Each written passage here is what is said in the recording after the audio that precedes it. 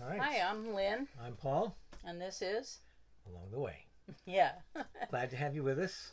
And this time we want to open up with some tips on church health.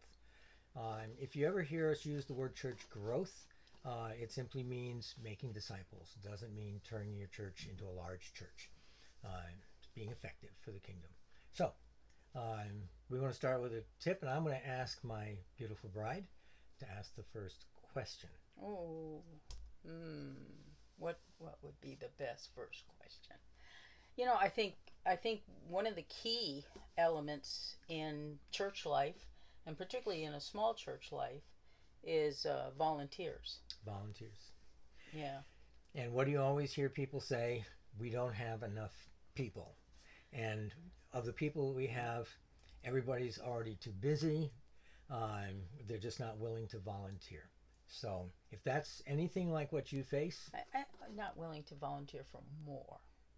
for more. Yeah, usually in a small church setting, a lot of people are already volunteering. Yeah. And so not to overburden the people Yep. is part of that balancing the volunteerism with getting new people to help. There are a lot of facets to this that we're not going to cover in a few minutes. That's true. So whatever we say, just know in the background there's a lot more that could be said. So throw your questions in to ask us to go a little deeper on some of this. Number one, I think we need to be honest about the fact that our volunteers often are very busy, sometimes already very busy in the church. Well, it's usually if you want to get something done, you ask the most busy person, right? That's right. Because they're the ones, and you all know this. Um, the busy person is the one who's organized and get it done. Right. And So let's focus on the person who is not already volunteering, who's not already busy, but could be really effective in some particular area of ministry in your church. How do you go about getting that person? good question. So So how do you go about it, dear? one of the things you do not want to do is just throw it in the bulletin and assume that they're going to jump up and say, Oh "Me." yeah, or send out a text message Or and ask people to respond. They're going to ignore that text message. Tip number one, be personal.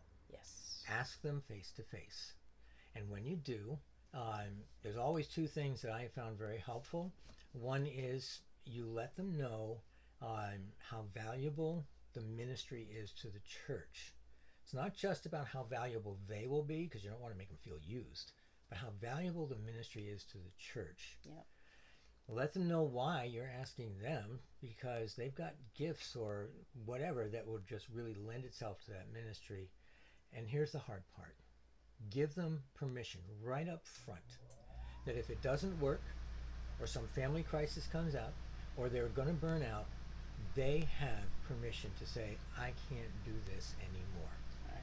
You give them permission right up front to say, I can't handle it anymore. Would you agree? It's important. I do. I think getting to know your people, getting to know who has the various gifts. We were discussing that today after church.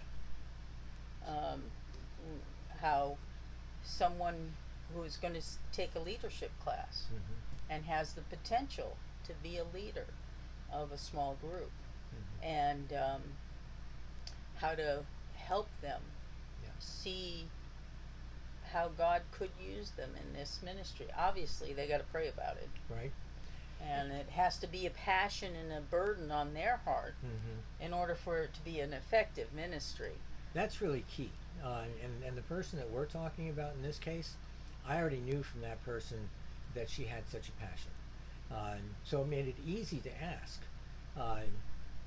And because we know her, like we know other people in our congregation pretty well, she already knows. I'd say it anyways, but she already knows she has permission.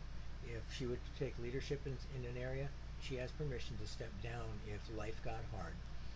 She's not in it for life, and we're not going to apply guilt if she has to step away. Yeah.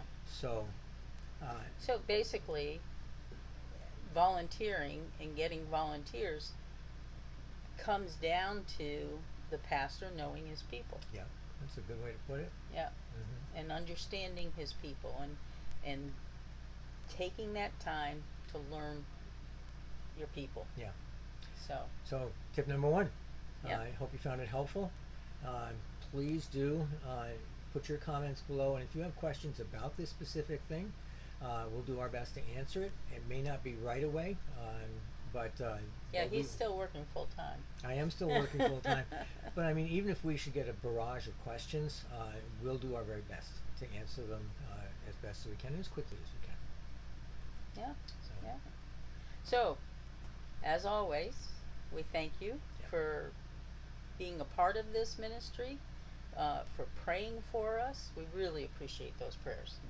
That you don't know how much that means to us. I think this trailer is just an answer It is. to the prayers of people helping us with this ministry, and we want to thank you. Yeah.